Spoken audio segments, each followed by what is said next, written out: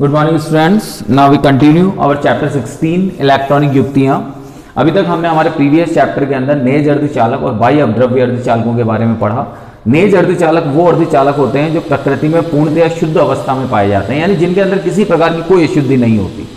और कोई अशुद्धि नहीं होने का जो ड्रॉबैक है वो ये होता है कि नेज अर्धचालक की चालकता कम हो जाती है, यानी प्योरेस्ट होने की वजह से उनमें इतनी चालकता नहीं हो पाती कि वो इलेक्ट्रॉनिक युक्तियों में काम में लिए जा सकें। तो अब किया क्या जाता है कि उनके अंदर उचित प्रकार की अशुद्धियां मिलाई जाती है, जैसे पेंटावैलेंट और ट्राइवैलेंट पंच संयोजी और त्रिसंयोजी तत्वों की अशुद्धियां हम उसके अंदर मिलाते हैं। और पंच संयोजी और त्रिसंयोजी तत्वों की अशुद्धियां मिलाने से उन अर्धचालकों की चालकता में वृद्धि होती है और उसके पश्चात हम उन्हें इलेक्ट्रॉनिक युक्तियों में काम में ले सकते हैं। तो अशुद्धियां मिलाने के पश्चात जो अर्धचालक हमें प्राप्त होते हैं उन अर्धचालकों को हम बाह्य या अपद्रव्य अर्धचालक कहते हैं। अब यहां पर यह बात आती है कि बाह्य या अपद्रव्य अर्धचालक की जब हम बात करते हैं तो उनमें अशुद्धियां कौन कौन सी मिलाई जाती है। तो जब हम पंच संयोजी तत्व पेंटावैलेंट इंप्योरिटी मिलाते हैं तो जो अर्धचालक बनता है वो n प्रकार का अर्धचालक कहलाता है। और जब हम ट्राइवैलेंट यानी त्रिसंयोजी तत्व की अशुद्धि मिलाते हैं तो जो अर्धचालक बनता है वो p प्रकार का अर्धचालक कहलाता है। तो यहां तक हम हमारे प्रीवियस वीडियोज में पढ़ चुके हैं। आज हम कुछ क्वेश्चंस हैं जो शीट के अंदर गिवन हैं वो हम सॉल्व करते हैं, उनको समझिएगा। पहला क्वेश्चन आपसे कह रहा है कि किसी नेज अर्धचालक में पंच संयोजी अशुद्धि मिलाने पर उसके ऊर्जा अंतराल पर क्या प्रभाव पड़ेगा। तो सबसे पहली चीज तो हमें यह समझनी पड़ेगी कि ऊर्जा अंतराल से मतलब क्या है। ऊर्जा अंतराल से मतलब है कि चालन बैंड और संयोजी बैंड, इनके बीच का जो एनर्जी बैंड गैप है ये आपका ऊर्जा अंतराल कहलाता है। हमने कहा कि आपने नेज अर्धचालक के अंदर अशुद्धि मिलाई, तो अशुद्धि मिलाने से क्या हुआ, तो मैंने अभी आपको बताया था कि अशुद्धि मिलाने से नेज अर्धचालक की चालकता बढ़ती है। चालकता कब बढ़ेगी, जब संयोजी बैंड से अधिक इलेक्ट्रॉन चालन बैंड में जाएंगे। और अधिक से अधिक इलेक्ट्रॉन चालन बैंड में कब जाएंगे, जब ये ऊर्जा अंतराल कम हो जाएगा, तभी अधिक से अधिक इलेक्ट्रॉन चालन बैंड के अंदर प्रवेश करेंगे। तो यहां पर हम ये कहते हैं कि जब आप किसी नेज अर्धचालक के अंदर पंच संयोजी तत्व की अशुद्धि मिलाते हैं तो ऊर्जा अंतराल का मान घटता है। ठीक है, सेकंड क्वेश्चन हम लोग देखते हैं कि एक अर्धचालक को T1 केल्विन ताप से T2 केल्विन ताप पर ठंडा किया गया है, तो उस कंडीशन में उसके प्रतिरोध पर क्या प्रभाव पड़ेगा।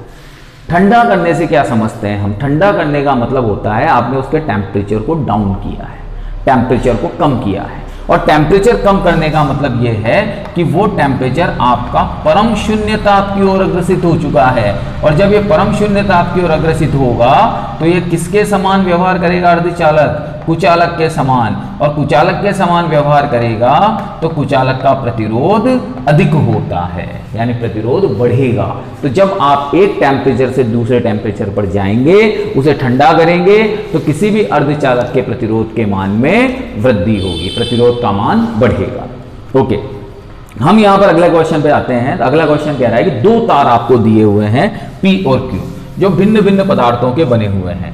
एक तार है P, एक तार है Q, जो भिन्न भिन्न पदार्थों के बने हुए हैं।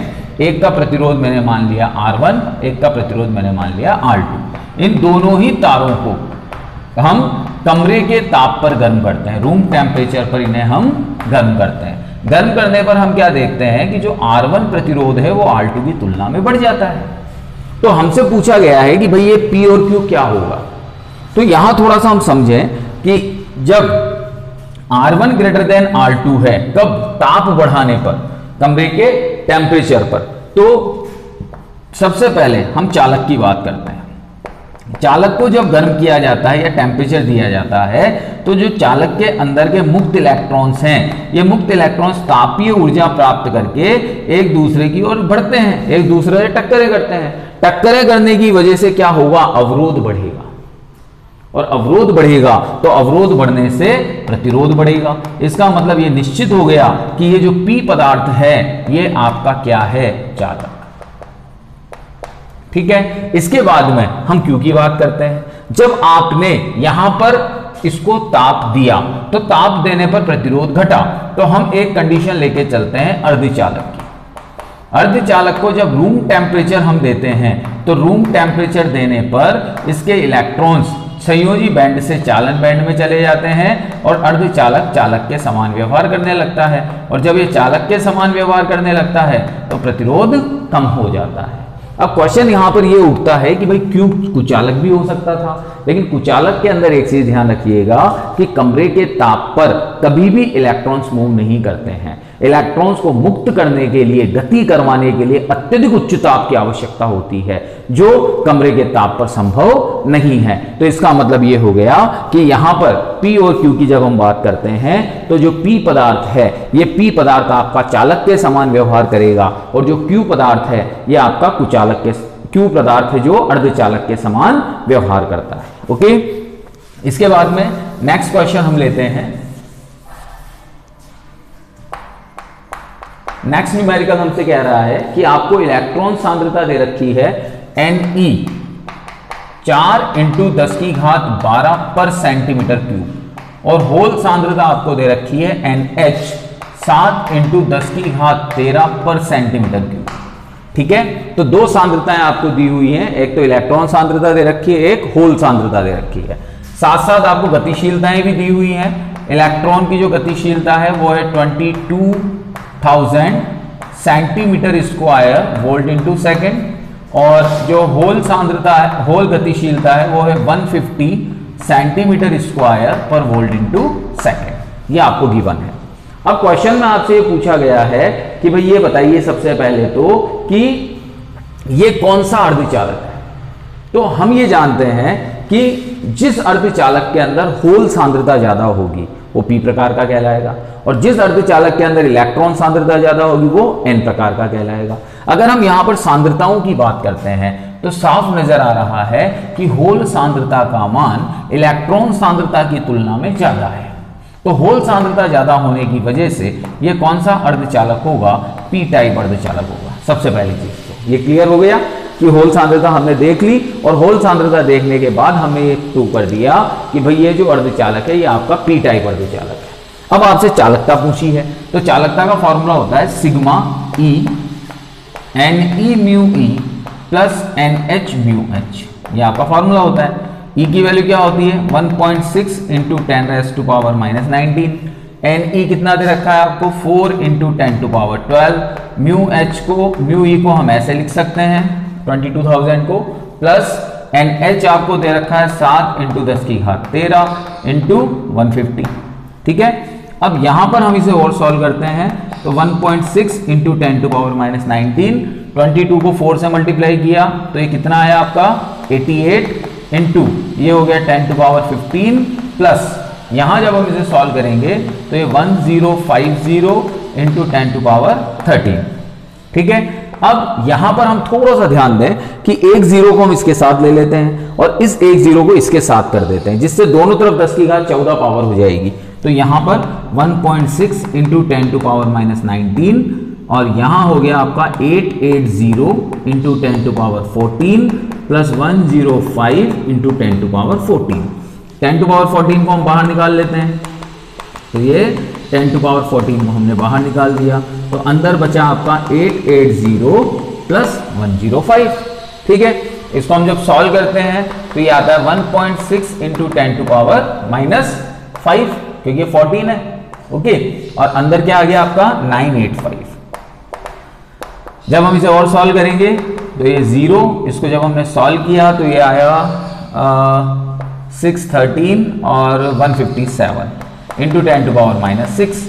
इसे हम चाहें तो 1.57 × 10⁻2 ओम इनवर्स मीटर इनवर्स लिख सकते हैं। तो ये आपकी क्या आ गई? चालकता आ गई। तो इस तरह से हम इस टाइप के क्वेश्चंस को इजीली सॉल्व कर सकते हैं। ठीक है, नेक्स्ट क्वेश्चन देखते हैं। देखिएगा,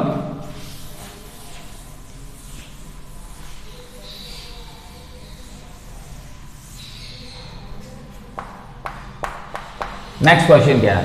नेक्स्ट क्वेश्चन है आपका कि किसी शुद्ध सिलिकॉन क्रिस्टल में 5 × 10⁻28 परमाणु प्रति मीटर क्यूब है। ठीक है, इसे पंच संयोजी ऑर्सेनिक से 1 ppm 1/10⁻6 सांद्रता से डोपित किया जाता है। इलेक्ट्रॉन तथा होलों की संख्या का परिकलन कीजिए। और दिया गया है आपको Ni दे रखा है आपको 1.5 इंटू 10⁻16 ओके पर मीटर क्यूब और 1 ppm ये है आपका 1/10⁻6 ये हमें गिवन है। ठीक है,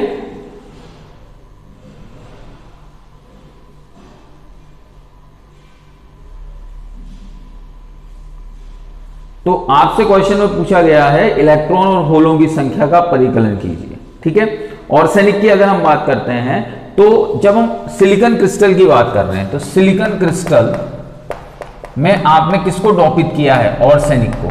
तो सिलिकॉन क्रिस्टल में ऑर्सेनिक की संख्या, तो यहां Ni क्या दे रखा है आपको? Ni आपको दे रखा है यहां पर नेज आवेश वाहक घनत्व। तो Ni नेज आवेश वाहक घनत्व है 1 ppm इक्वल्स टू 1/10⁻6 हो गया।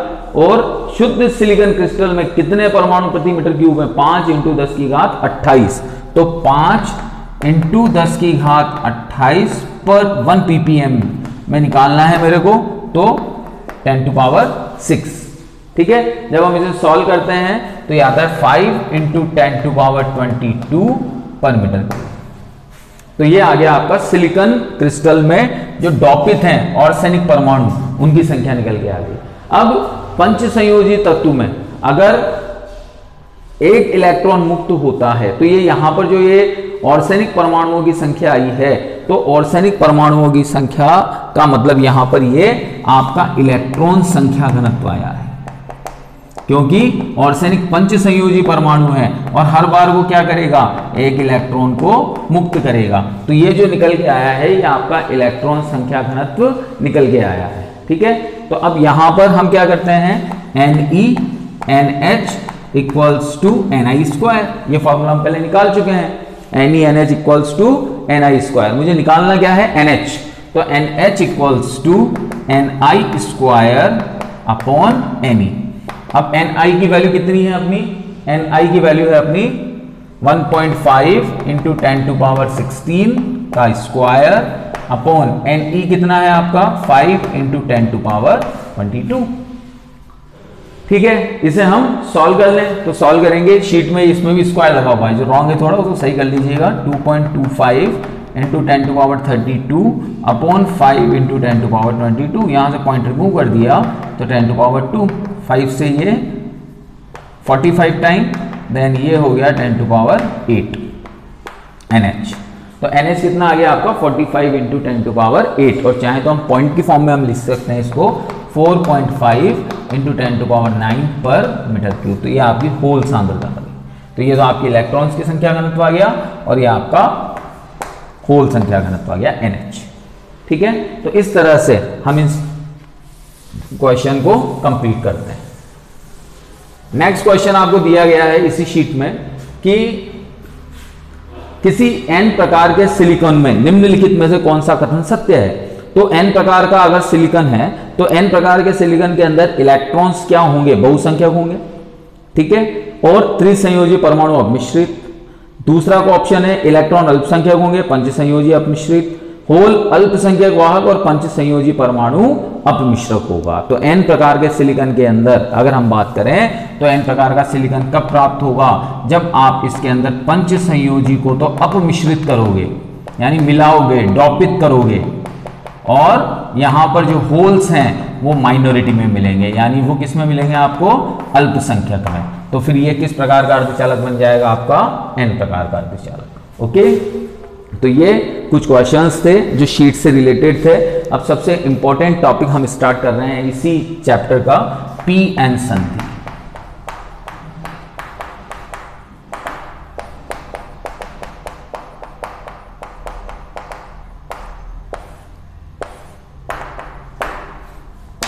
p-n संधि होती क्या है? संधि मतलब होता है जंक्शन। जंक्शन मतलब जोड़ने वाला। जब हम p प्रकार और n प्रकार के अर्धचालकों को परस्पर संयोजित करते हैं, परस्पर जोड़ते हैं, तो उनको जोड़ने से जो संधि निर्मित होती है उसे हम p-n संधि कहते हैं। तो हम यहां पर ये कहते हैं कि जब किसी पी प्रकार के अर्धचालक को उचित विधि द्वारा, प्रोसेस अलग अलग होते हैं, जोड़ने से मतलब ये नहीं कि इनके बीच में फेविकोल लगा दिया या फेविक्विक लगा दिया और जुड़ गए कि पी ले लिया, एन ले लिया, फेविक्विक लगा के जोड़ दिया, पी एन बन गया। नो, जब पी प्रकार के अर्धचालक को उचित विधि द्वारा एन प्रकार के अर्धचालक के साथ संयोजित किया जाता है तो दोनों अर्धचालकों की जो ये व्यवस्था बनती है, इस व्यवस्था को हम पी एन संधि कहते हैं।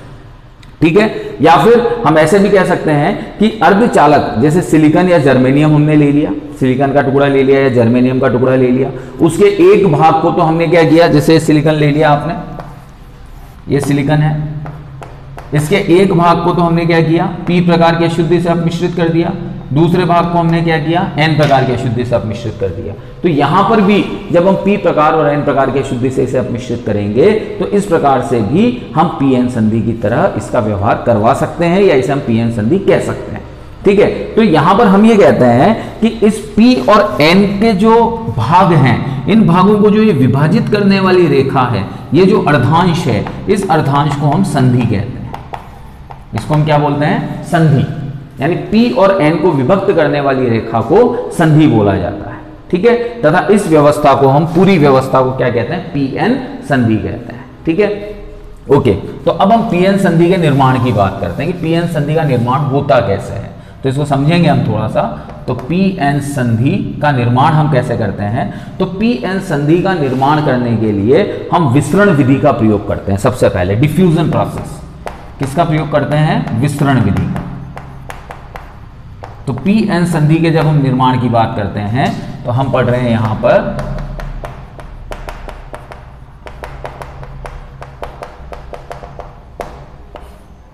पी एन संधि निर्माण। तो पी एन संधि के निर्माण के लिए हम विसरण विधि का उपयोग करते हैं। इसके अंदर क्या किया जाता है, इसके अंदर यह किया जाता है कि आपने कोई एक एन प्रकार का अर्धचालक की पट्टिका ले ली, उस एन प्रकार के अर्धचालक की पट्टिका पर आपने त्रिसंयोजी तत्व जैसे बोरॉन ले लिया, ठीक है, उसको उसके ऊपर लेपित कर दिया।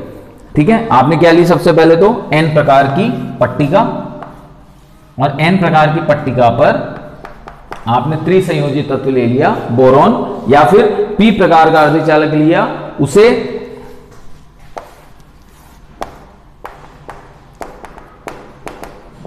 पंचसंयोजी और इसे त्रिसंयोजी।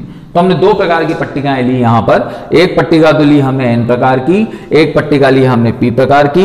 एन प्रकार की पट्टिका को हमने त्रिसंयोजी अशुद्धि से लेपित किया, पी प्रकार की पट्टिका को हमने पंचसंयोजी अशुद्धि से लेपित किया। लेपित करने के बाद में हम क्या करेंगे, इसे भट्टी के अंदर रखेंगे और उच्च ताप पर गर्म करना शुरू करेंगे। जब आप इसे उच्च ताप पर गर्म करना शुरू करोगे तो धीरे धीरे क्या होगा, धीरे धीरे ये होगा कि ये जो अशुद्धि, जो आपने पी प्रकार या एन प्रकार की जो अशुद्धि लेपित की है, ये गर्म होने की वजह से धीरे धीरे इस एन या पी प्रकार के अर्धचालक में समाहित होना शुरू हो जाएगी, विस्तृत होना शुरू हो जाएगी, यानी इसके अंदर ये प्रवेश करना शुरू कर देगी।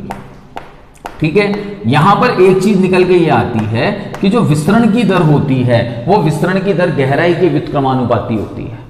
जितनी गहराई बढ़ती जाएगी विस्तरण उतना कम होता चला जाएगा। तो ये उच्च ताप पर जब आप गर्म कर रहे हो तो ये अशुद्धि धीरे धीरे विस्तृत हो रही है, विस्तृत हो रही है, तो एक उपयुक्त गहराई तक जाकर यह अशुद्धि विस्तृत होना बंद हो जाती है। जहां तक ये अशुद्धि विस्तृत होना बंद हो गई उस वाले भाग को, तो जैसा ये त्रिसंयोजी था यानी पी, तो उस वाला भाग तो बन गया पी जैसा, और जो बचा हुआ भाग था वो रह गया एन जैसा।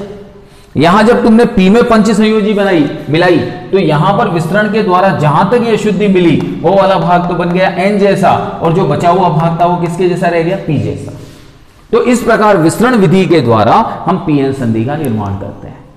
तो आपने सिंपली किया क्या, आपने कुछ नहीं किया, आपने सिलिकॉन या जर्मेनियम लिया, या फिर हम ये कह सकते हैं कि आपने पी और एन प्रकार के अर्धचालक लिए। पी और एन प्रकार के अर्धचालक लेकर आपने उनकी सतह के ऊपर, पी के ऊपर तो पंचसंयोजी अशुद्धि का लेप किया, एन के ऊपर त्रिसंयोजी अशुद्धि का लेप किया, और उसे भट्टी के अंदर रखकर उच्च ताप पर गर्म किया।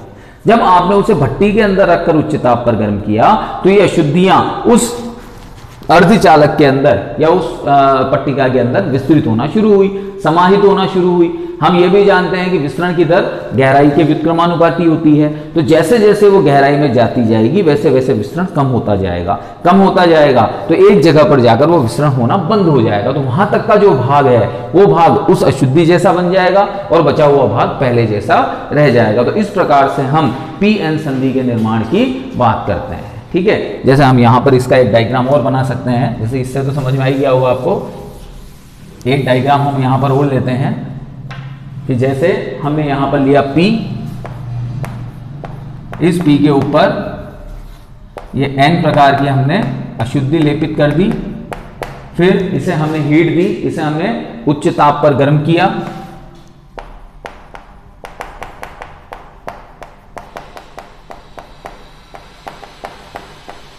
तो जब आपने इसे उच्च ताप पर गर्म किया तो आपने क्या देखा कि जो ये वाला भाग है, ये वाला भाग तो P बन गया और ये जो ऊपर वाला भाग है ये भाग N बन गया। तो ये क्या बन गई आपकी PN संधि। ठीक है, ओके।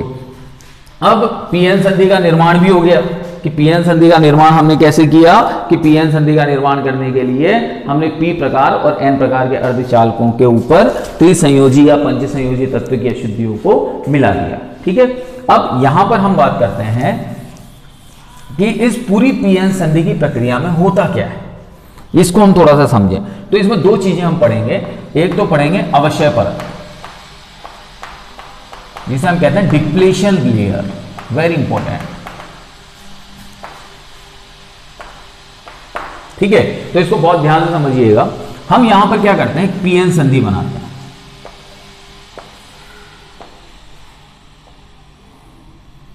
ये आपका P भाग है और ये आपका N भाग है, बहुत ध्यान समझिएगा।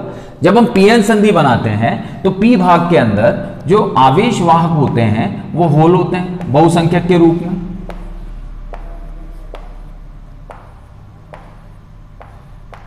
ठीक है। और N भाग जो होता है इसके अंदर बहुसंख्यक के रूप में कौन होते हैं, इलेक्ट्रॉन्स।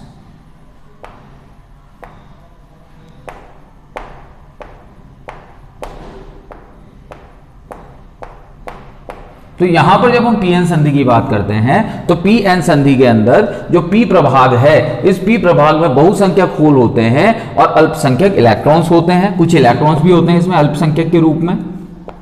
और जो N प्रकार का प्रभाग होता है इसके अंदर बहुसंख्यक इलेक्ट्रॉन्स होते हैं और अल्पसंख्यक होल होते हैं। ठीक है, अब यहां होता क्या है कि ये जो बीच की संधि है, ये जो बीच का बैरियर है, ये जो बीच का अवरोध है या दीवार है, इस दीवार के ये समीप वाले जो इलेक्ट्रॉन्स हैं, ये इलेक्ट्रॉन्स इस प्राचीर को पार करके इन होल्स के पास पहुंच जाते हैं इस तरह से। ठीक है, जब ये इलेक्ट्रॉन्स इन होल्स के पास पहुंचते हैं तो ये इन होलों को भर देते हैं, इन होलों को भर देते हैं। तो यहां पर जो ये रिक्त स्थान बचता है, ये वाला भाग फिर किसकी तरह व्यवहार करना शुरू करता है, पॉजिटिव की तरह।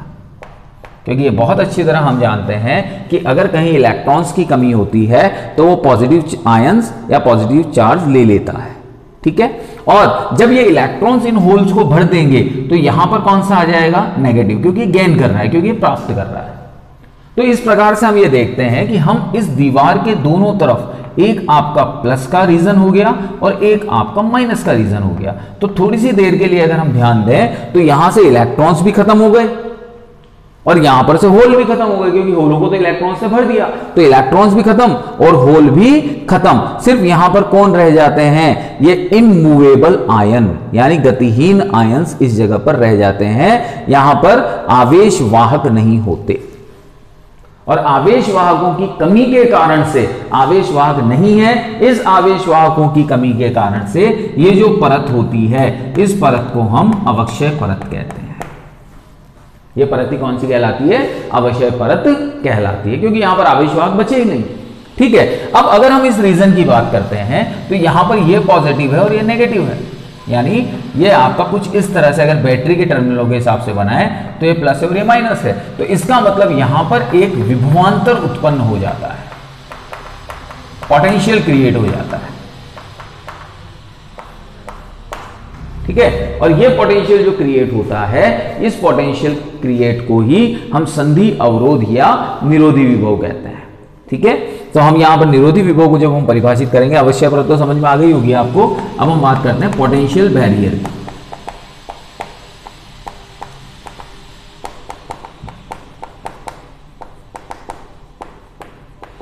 निरोधी विभव की कि निरोधी विभव होता क्या है। हम ये कहते हैं कि अवश्य परत में धनात्मक तथा ऋणात्मक गतिहीन आयंस होते हैं। यहां पर जो आयंस हैं वो धनात्मक और ऋणात्मक हैं, ये गतिहीन होते हैं, ये गति नहीं करते हैं। अब जब ये गति नहीं करेंगे तो ये धनात्मक और ऋणात्मक आयन क्या करेंगे कि संधि के सिरों पर एक विभवांतर स्थापित कर देंगे, और संधि के सिरों पर जो विभवांतर स्थापित करेंगे तो विभवांतर क्या करेगा, अब इधर से इलेक्ट्रॉन्स को आने से रोकेगा और इधर से होल्स को आने से रोकेगा। यानी इलेक्ट्रॉन जब इधर पहुंचेंगे तो ये नेगेटिव उसको प्रतिकर्षित कर देगा, होल पहुंचेंगे तो ये पॉजिटिव उसे प्रतिकर्षित कर देगा। दैट मीन्स ये इनके विस्तरण को रोकेगा, और विस्तरण को रोकने की वजह से इस विभवांतर को हम निरोधी विभव कहते हैं, और इसे किससे रिप्रेजेंट करते हैं, Vb से रिप्रेजेंट करते हैं। तो निरोधी विभव एक तरह से हम ये कह सकते हैं कि अवक्षय परत के सिरों पर उत्पन्न विभवांतर निरोधी विभव कहलाता है। अब यहां पर जब हम बात करते हैं निरोधी विभव की, तो थोड़ा सा हमें समझने वाली बात यहां पर यह है कि जब बिना कोई आवेश वाहक के यहां पर एक पोटेंशियल क्रिएट हो रहा है, तो ये पोटेंशियल जो क्रिएट हो रहा है, ये पोटेंशियल किस लिए क्रिएट हो रहा है, ये पोटेंशियल क्रिएट हो रहा है इन आवेश वाहकों की गति को रोकने के लिए, इनके विस्तरण को रोकने के लिए। और इनके विस्तरण को रोकने के लिए दैट मीन्स इसमें अवरोध उत्पन्न करने के लिए उत्पन्न हो रहा है। इसी कारण से यह विभव निरोधी विभव कहलाता है। ठीक है, अब इसी में हम आगे देखते हैं कि जब हम कमरे के ताप पर बात करते हैं तो दो चीजें, छोटी छोटी चीजें हैं जिन्हें हमें ध्यान रखना है कि रूम टेम्परेचर पर जो सिलिकॉन का निरोधी विभव होता है वो 0.7 इलेक्ट्रॉन वोल्ट होता है। जो सिलिकॉन का वोल्ट होता है 0.7 वोल्ट, ये सिलिकॉन का निरोधी विभव होगा कमरे के ताप पर। और जर्मेनियम की अगर हम बात करते हैं तो जर्मेनियम के लिए ये 0.38 वोल्ट होता है। ये भी हमें ध्यान रखना है कि कई बार एग्जाम में हमसे पूछ लिया जाता है, छोटी छोटी चीजें हैं। तो रूम टेम्परेचर पर सिलिकॉन और जर्मेनियम का निरोधी विभव कितना होगा, तो सिलिकॉन का निरोधी विभव तो होता है 0.7 और जर्मेनियम का होता है 0.38। ठीक है, अब यहां पर जब हम निरोधी विभव की बात करते हैं तो पहली चीज तो ये समझिए कि जैसे जैसे आप किसी अर्धचालक के अंदर अशुद्धियों को डॉपिंग करोगे, मिलाओगे तो चालकता का मान बढ़ेगा, चालकता का मान बढ़ेगा तो निरोधी विभव का मान घटेगा। इसका मतलब ताप बढ़ाने पर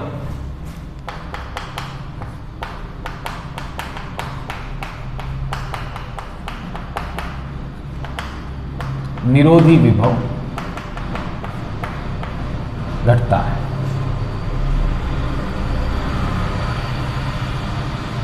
ठीक है, तो ताप बढ़ाने पर निरोधी विभव क्या हो जाता है, घटता हुआ चला जाता है। ठीक है, अब यहां पर हम ये कहते हैं कि P और N संधि की जब हम बात करते हैं, जब P प्रकार का अर्धचालक है, N प्रकार का अर्धचालक है, अगर हम उसमें अशुद्धियों की सांद्रता बढ़ा दें, अशुद्धियों की मात्रा बढ़ा देंगे तो PN संधि जो होगी, ये जो संधि होगी इसकी चौड़ाई क्या हो जाएगी, कम हो जाएगी।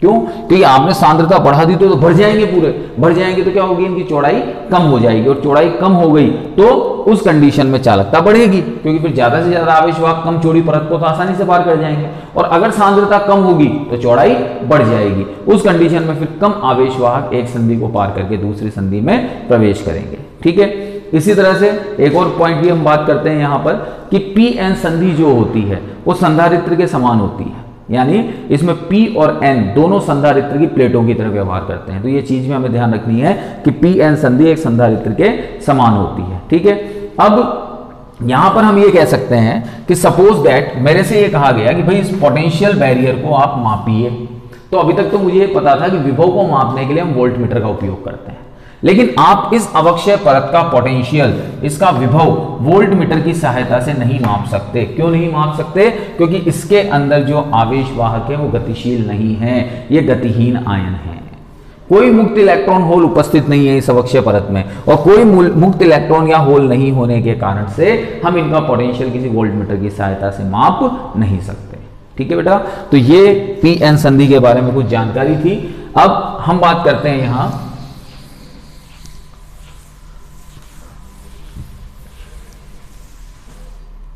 पी एन संधि डायोड।